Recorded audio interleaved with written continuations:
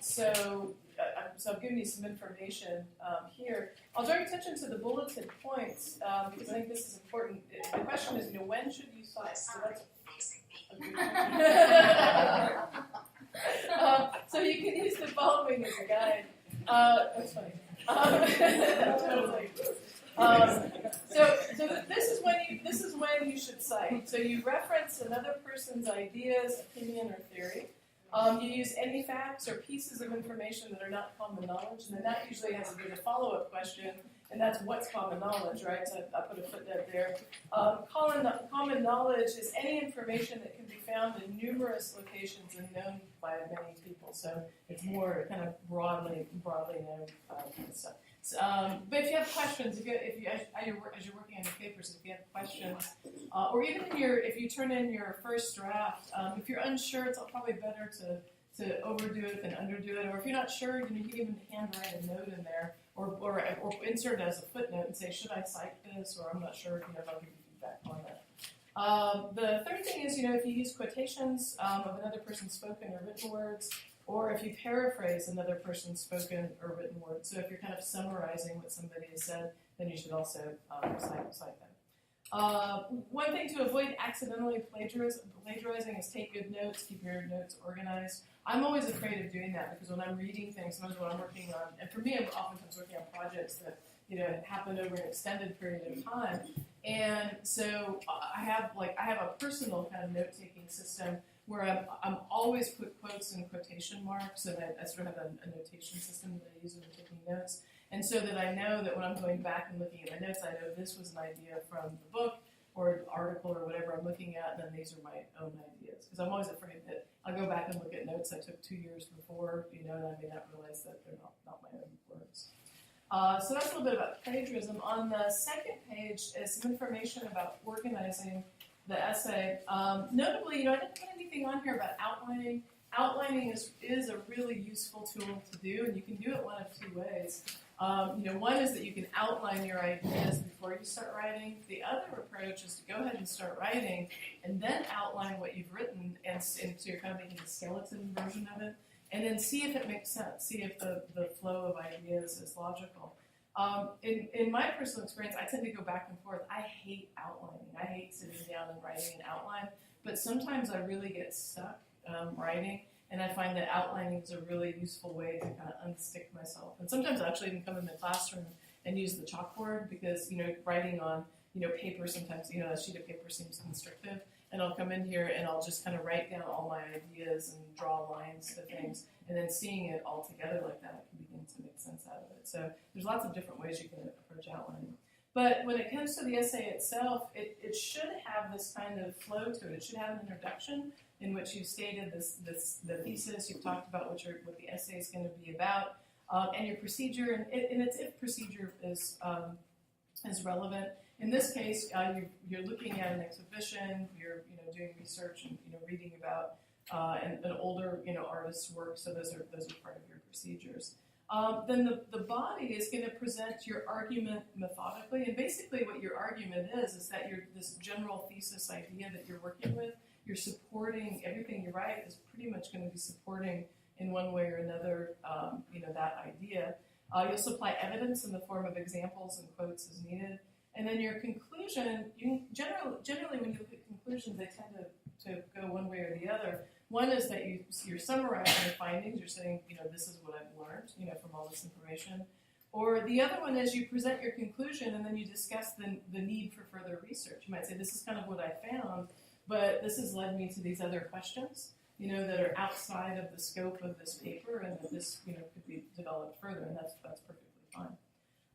And then in terms of organizing it, there's also two different approaches. So one is point by point or subject by subject. So point by point is, and I borrowed this from a guide to write this particular information. So, for example, if you were writing a paper on Raphael's School of Athens, you're comparing that to Michelangelo's Sistine Ceiling, and in terms of how they both reflect Renaissance humanism.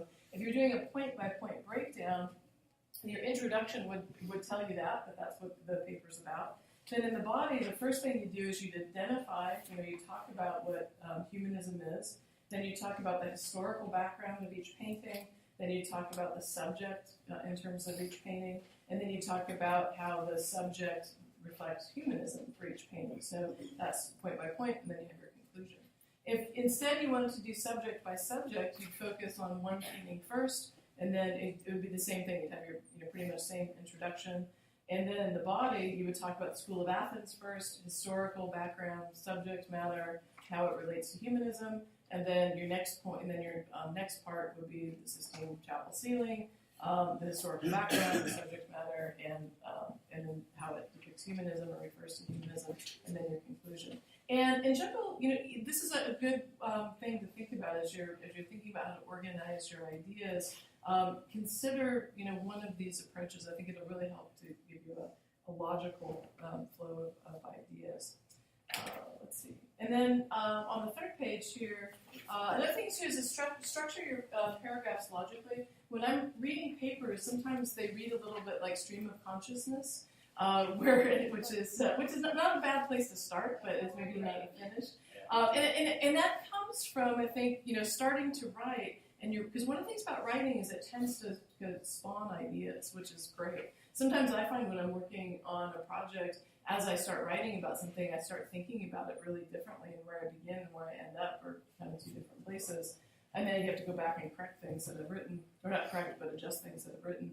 But what happens, I think, sometimes is you start writing, and then you go, oh, here's a great idea, and you go, ooh, and you go, oh, there's this other great idea. You go, oh, I'm going to go this way, and so you get this kind of zigzag, sort of information, and sometimes information at the end really ought to be at the beginning, and so on. So think about how you're structuring information and also paragraphs. So I made a note here that it seems like a simple question, but many people don't understand how best to use and structure them. And I think that's a typo on my part. I think initially I had, what is a paragraph there? So a paragraph is a sequence of related sentences on a single topic. And you should aim to keep one idea per paragraph. So think about a paragraph as you've got kind of a key idea in the first sentence or two of the paragraph, and then everything else you say or talk about is in one way or another going to refer to that idea, and you move on to the next one. So in terms of starting and end a paragraph, you want to start a new paragraph when you begin a new idea, or you want to contrast information or ideas, or when your readers make a pause. If you're working on a complicated idea, you might need to break one big idea out over several paragraphs. Or when you're ending your introduction or starting your conclusion, then that makes sense. Also, a comment here about voice, which is funny because we think of, when you're reading something, you're not actually usually hearing a person's voice. I suppose unless you're delusional, maybe you hear voices. But when we read things, there's a specific kind of tone, that comes across. And what I really emphasize, students or really anybody to do is to have an authentic voice. So as you should be clear, should be direct, obviously good grammar and so on. But you don't have to try to write like, you're some highfalutin critical, theorist. It's good to use words that are very specific, right, and have very specific meanings. But you don't necessarily have to, pepper your paper with, big, necessarily big fancy words, unless they're words that really specifically convey the meaning that you want. But, yeah.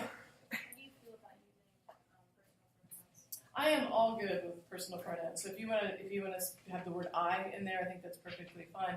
The only caution is it's really easy to get into the habit of being like I believe or I think. They make these really convenient kind of transitional, phrases. And I do it sometimes too. But then what you have to consider is that it's your paper, it's your ideas, your writing. So obviously it's what you believe and what you think. So a lot of times if you catch yourself doing that, look at the sentence and think, do I really need that? So rather than saying I believe that the sky is blue, you could probably just say the sky is blue and then offer information about that. So if you find yourself in that pattern, just when you're looking at it again, just try to be critical of that. But yeah, I don't have any problems with writing in the first person. With footnotes and endnotes, that sometimes causes confusion. Again, you can read through this in terms of the details. But basically, anytime you're referencing, an idea, you've got a quote or a citation, you're going to use either a footnote or an endnote. Either is fine. I prefer footnotes, and the reason I prefer footnotes is because they're right at the bottom of the page, so I can read look to the bottom. I don't have to flip, to the end of something. You can also use footnotes if you want to make a comment. If there's an idea perhaps that you think is, you want to draw attention to, but it's not totally relevant to that paragraph, or maybe not fully relevant to the paper itself, but you think it's important, or something to consider, you can attach that as a footnote as well. So that's perfectly fine. It doesn't have to be just for citations. You should also seek to use both primary and secondary sources. So primary sources are literally the art object itself, or what the artist says. So if you have quotes, from the artist, that would be considered a primary source. Secondary sources are what has been written or presented, like a lecture, for example, about the study of the subject of your study. So primary is what the artist says, the art object itself, anything. If you were to quote something from the lecture, an idea from the lecture, that'd be from class. That would be a secondary source, for example. And then in terms of bibliography, and again, hopefully this will help. You can use the Chicago Manual of Style. If you access this electronically, you can just click on that. If you just Google Chicago Manual of Style and quick guide, it'll take you right there too. And that, in just about a page or so, shows you the format for any of the citation types of citations that you'll probably need. Also, too, if you quote from Del Harrow's lecture, I give you an example of how to cite that. And if you want to talk, and I also want to encourage you to do this too, if you talk to anybody, like Lee Summers or somebody who worked on the installation, you can feel free to make references to what they say, a direct quote, or paraphrase their experience or something like that, and then give you information there in terms of how you would cite that as well. So this is really just kind of a helpful guide for this project, but you could probably use this. It's broad. You could probably use this for other things as well. And Mike, before class started, had asked about length, because apparently I left that off on the initial instructions and guidelines.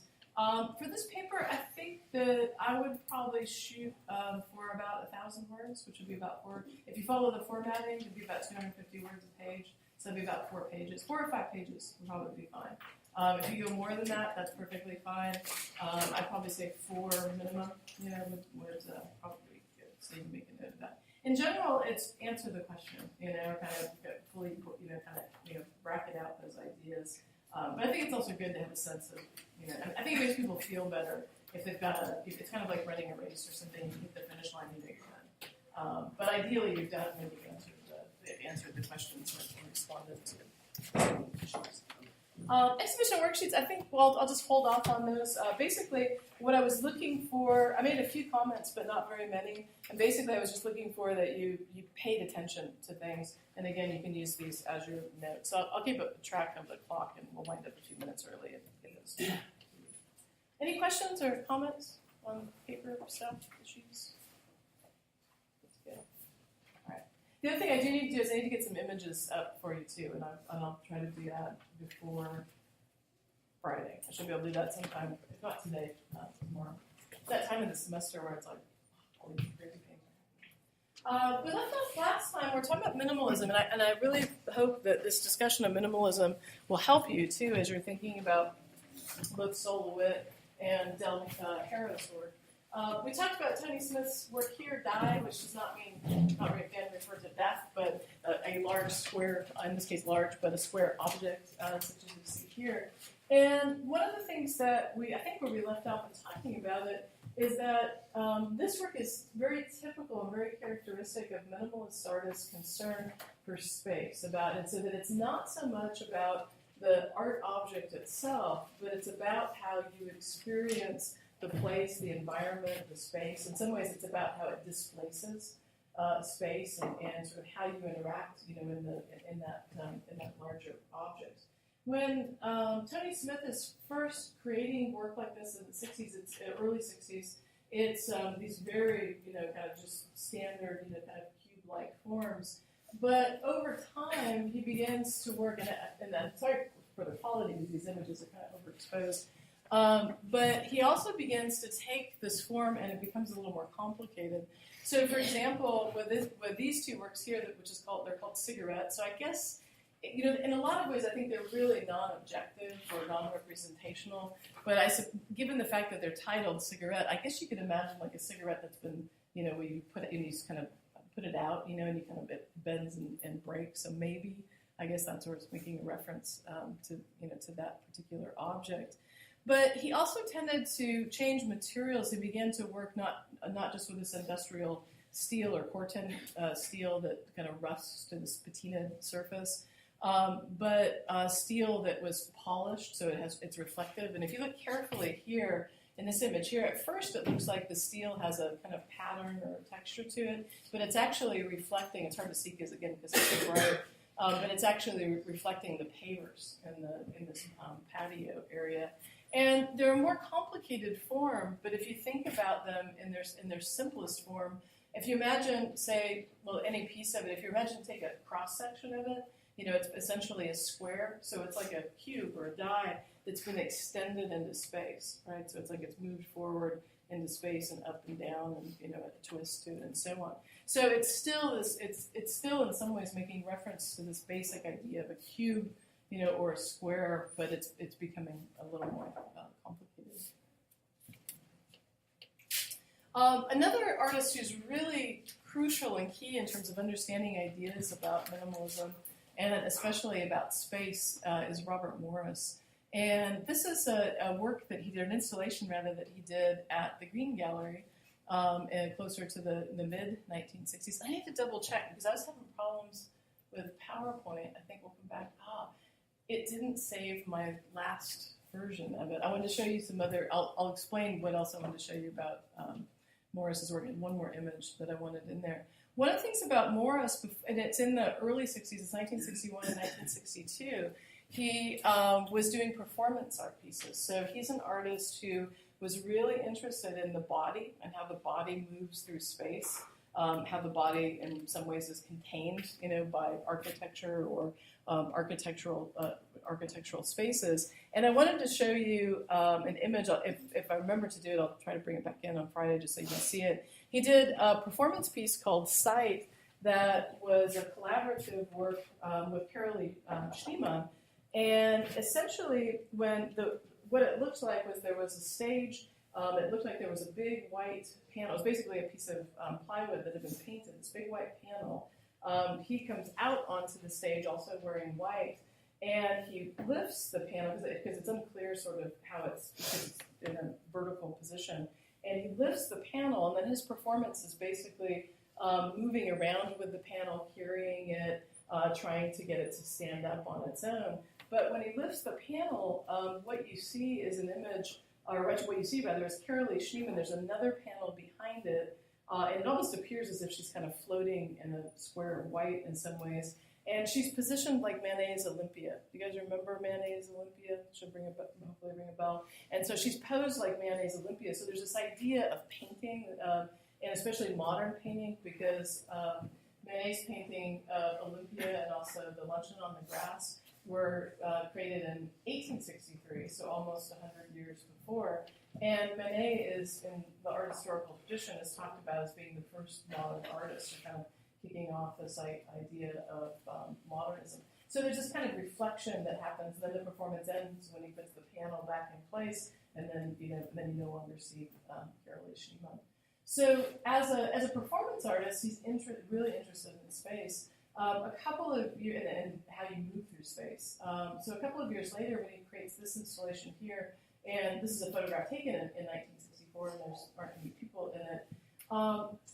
On one hand, we can talk about the forms that we see that are in the space as, minimalist objects, right? So they're basically these, again, made out of plywood, these constructed forms.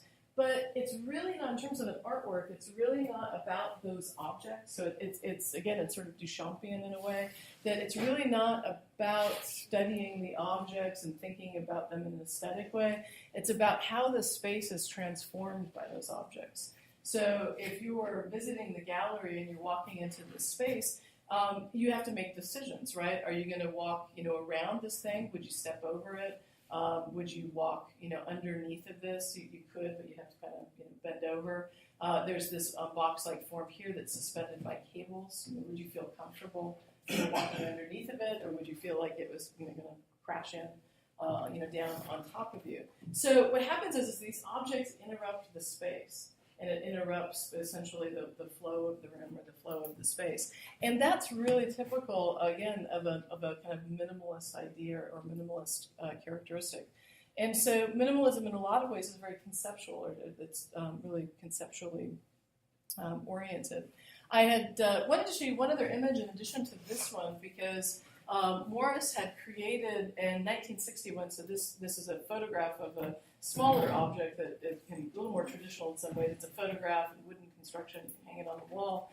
But he had created these things that were called boxes for standing, and it's basically a box that was built to his proportions. So when he stood in it, it just barely touched the top of his head, essentially. So it's the way I'm describing it, it sounds coffin-like, but it doesn't. It looks more like a doorway, maybe more than a coffin. And the doorways, the boxes for standing, he used in performance pieces. So they were designed to refer to ideas of scale.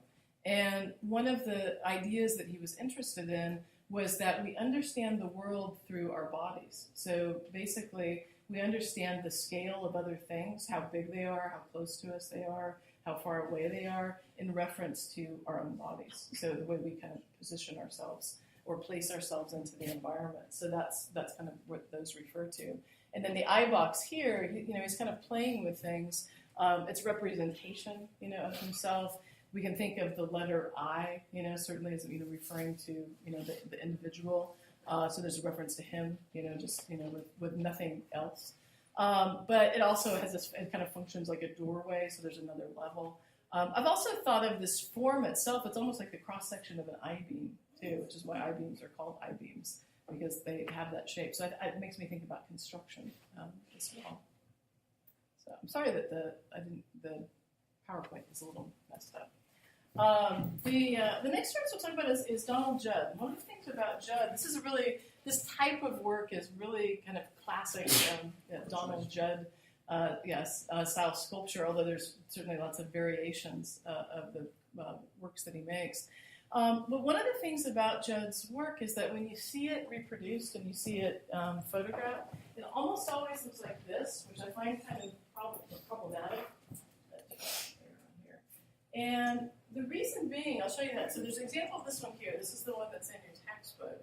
I'll show you a couple of others. These are from other textbook sources. And they tend to really look closely at the object and crop it to where you don't have any sense of the scale, because these things could be this big, right? They could be 10 feet tall, 15 feet tall. And in most cases, they are about 10 or 15 feet tall. And how you really should see them is more like that, where you can get a better sense of scale. And this is an installation view with one of Judd's sculptures here, and then that's the Frank Stella's sculpture, or rather painting that we looked at last time, which also I think gives you a better sense of the scale of both of those works. So one of the things that's typical of minimalism, again, is that how you respond to it has to do with your physical interaction with it and the scale of it.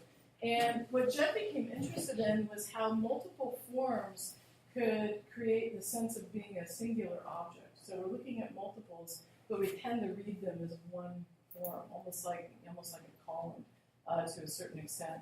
And he was also really interested in removing any kind of reference or trace of the artist's hand. And that's a very particular kind of strategy, because traditionally we think of art as having a kind of signature style, right? There's something about it, or brush, mark, or modeling, or something that's very particular, or very, characteristic of a particular person. But the way these are formed is they're essentially machine-made forms. They're, in most cases, they are metal, so it's basically sheet metal. And again, in this image here that's in the textbook, I think it doesn't give you a good sense of the kind of fuller aspect of the sculpture. But most of them have plexiglass panels. A lot of them are colored plexiglass, so that when light comes through, and light's an important part of it, it casts colored shadows, and you get a sense of it here. So when the theme is green and the theme is yellow, and so on. So again, really kind of pared down forms and shapes, but they're meant to be experienced differently, not just thought of as a single sort of discrete object. The other thing about Judd that's interesting in recent years, he's still alive and very much working, is that in the, I think this was started in, I want to say the 1990s. It might go as early back as the 1980s. But he set up something called the Tsunami Foundation, which is in Marfa, Texas. Has anybody heard of Marfa or know anything about Marfa, Texas? It's a kind of and I would like to go there. It's apparently in a really kind of remote rural location. You have to go out of your way to get to it. Marfa is a kind of small town, kind of ranching, I think, is the predominant economic part of the area or base of the area. And the buildings that we see here were once part of an army depot, and the depot had been shut down. They were just abandoned buildings. Judd set up this foundation, purchased the site, purchased the buildings, renovated the buildings, and the foundation does a couple of things. One is it's a permanent home for some of his work, so some of the buildings kind of showcase his work. I've referred to it as Donald Judd land in a way when you see images. I'll show you some more images in a moment. But then it also it has an artist residency program. So they bring in artists from all over the world that spend time working there. There's exhibition space. And there's just kind of really interesting things that are going on, and it's really helps the local economy as well. So keep in mind they're old buildings, but they've also been altered in some ways. And you can see it here, that the side walls here have been opened up to bring light in. And I forget which building it is. I think it's this building here that we're looking at, the one on the left that we see in the interior. So this is one of the permanent Judd installations where you essentially see these, again, stainless steel boxes, rows and rows and rows, and then they also appear, but in concrete form, out in the landscape as well. And again, I haven't been out to Marfa, but I've talked to a couple of people who've been there. And in fact, one person went sort of under protest, like, she didn't, she went with because her husband wanted to go. And she was like, I really don't like Donald Judd. And she went out there and she was like, it was sublime. Like, she looked transformed by the experience. And she just talked about the place and the light and this repetition of form that seems in some ways so at odds with the landscape, but the landscape itself is very austere, and it kind of reflects that in some ways. So anybody I've talked to who's gone to see it talks about it as being, kind of a really interesting, kind of powerful experience. And I think in some ways that sort of speaks to minimalism, because it really is not so much about the objects as it is about the experience of the place, the space, wherever those objects are located. Another important artist, really foundational artist in terms of minimalism, is Carl Andre. And this is an installation view from an exhibition that he had in 1970, where you're seeing 3 of his works that were reinstalled. So the works were originally constructed and exhibited in an earlier time period, and that's why you see 2 years, so 1959, 70, 1964, 70, and so on. Pyramid is this sculpture that you see here. Well, is this one here that's actually hollow in the center, and then Lever is the one that you see here. And for Andre, he became really interested in this idea of modular units, and he's using, especially for the time period, non-traditional materials. This is fire brick. So any of you who are working in ceramics, you guys know fire brick, or if you're building kilns, fire brick intimately probably at this point. So this is essentially a row of fire brick. There's also railroad ties that you see here. And Andre, before he was able to be a full-time artist, before he was able to support himself financially, worked in railroad yards, which I think is interesting. And his initial job was, I can't think what the title is, but basically his job was connecting together boxcars, and kind of disconnecting them and connecting them and arranging them. And there are a lot of, and I'm certainly didn't originate this idea, but there are a lot of people who've studied Andre who think, maybe there's a connection there, because he's thinking about these modular units and piecing them together. The lever piece, I think, is probably really significant in terms that it's often talked about in terms of minimalism. And this photograph here, again, remember, is a later installation, kind of a reinstallation. When it was first installed, it was in a gallery that the space, I don't know that I have this exactly perfect, but it was basically a space where you entered in on one side and exited in another. And the lever was placed in such a way that it kind of cut across the space at a diagonal near the entrance. And so keep in mind, it's fire brick, on its end, it's about that high or so. And what happens is, and he really intended that, people could step over it or step on it. But what happened is as people would come into the space, they would see it and then walk around it. And that's something that he found really intriguing. And it has to do with how we're basically accultured to art space, museums or galleries. We're intensively trained not to touch things or even to step over it. It's kind of like artwork has a no-fly zone or something. You can't, even though you could step over it without, bothering anything. People kind of, oh, it's art. I don't know what it is, but it's art. So I'm going to step around it and move through the space. And what he thought was interesting about this was that with a minimum of means, right, with just a few things, simple objects, like in this case, like the fire brick, it completely transformed the space, and it completely transformed people's experience of the space in terms of the, how they flowed through that space. And what Andre has probably come best known for are they're referred to as floor pieces, and they're panels. They're these square panels of plates. Some of them are copper or zinc. I think this one is called copper plates, but it's actually copper and zinc that's placed in this checkerboard pattern that you see here, and they're literally just resting on the floor. They're all just cut to the same size and laying adjacent to each other. In this case, it's on a parquet floor, so it sort of strangely mimics the parquet floor. It looks like a chessboard in some ways. So here, he's again interested in this idea of modular work, but he also wanted people to walk on the sculpture. He wanted people to literally become a part of it in a way, or to step into it.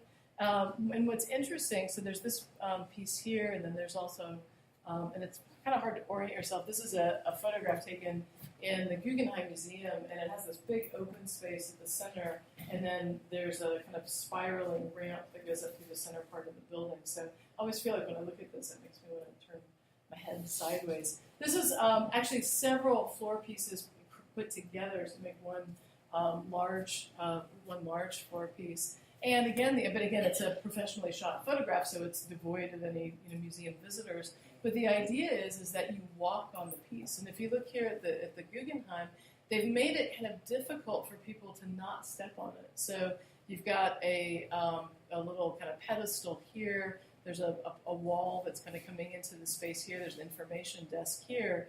The doorways are here. I mean, you could walk around it if you want to, but you kind of have to do this at points, to avoid walking on it. So one of the ideas behind this installation was to kind of break down those boundaries between art and the rest of the world. So if you ever go to a museum and see one of these pieces, watch people, because people will come in and then walk around it. And if you step on it, people go, and have this kind of moment. Or if you go to a museum and they don't want you to step on it, then that's kind of an issue, because I think Andre wanted you to have that kind of interaction with the space. This artist here will probably introduce him today. I don't know that we'll make it all the way through talking about his work. We might, we'll see. As I do want to save a couple minutes to get the worksheets back to you. Richard Serra is also an artist who's very much alive and working today, and his work, it's really interesting kind of track across his career. Some of his earliest work or earliest pieces, he was using industrial materials, in particular rubber belts. So the kind of belts that would be used, that would be used in pulleys on machines and so on. So just kind of like standardized rubber belts, and also lead as well. And if you look at these crumpled up bits in this flat piece here, he actually used lead sheets that were on rolls. Unrolled it in some cases, was also cutting it and kind of reforming it. And as we'll see in a moment, too, he was also working with molten lead as well, which has some health concerns. I really hate the sound of a mower. It drives me nuts.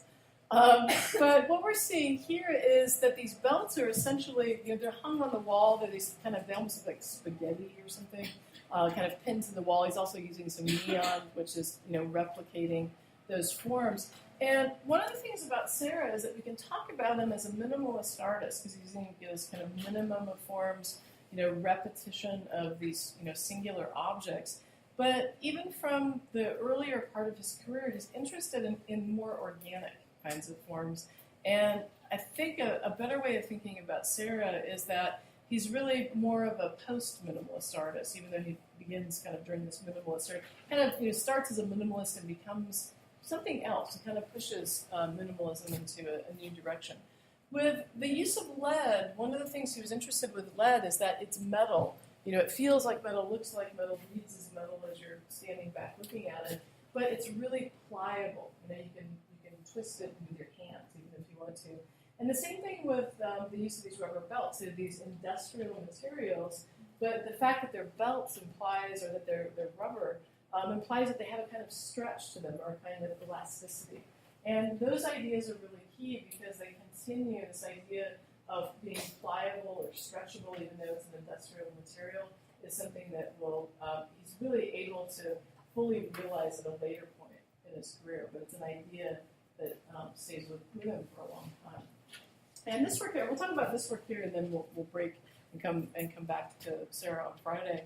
But this work here, I think, is a good example of how even pretty early in 1969, he's kind of pushing minimalism in a different direction, or a new direction. So think about Tony Smith's die, right? It's this perfect, it's this welded steel cube, this big, massive object. This is also essentially a square, right? It's called one-ton prop because it's really heavy, or house of cards. The panels that you see are maybe about 3 feet tall or so, to give you a better sense of scale. But it's heavy steel plate, which is basically kind of like thinking like a house of cards, if you set them up, that they're literally holding each other up. So it's really kind of fragile in some ways. So heavy industrial material. I look at that work, and I would imagine if I were to see it, I would keep my distance, right? Like I would not want to accidentally knock this thing over or have it fall on my foot or something like that. So he's working with this, this kind of minimalist idea, but yet it reads a little differently. You think about these ideas of heavy industrial material, just heaviness, but also fragility. Also, it's a little scary, maybe in some ways as well. So there's a kind of emotive quality that's coming through. So we'll pause there. We'll come back to Serra and talk more about his use of materials and ideas that are embedded in this.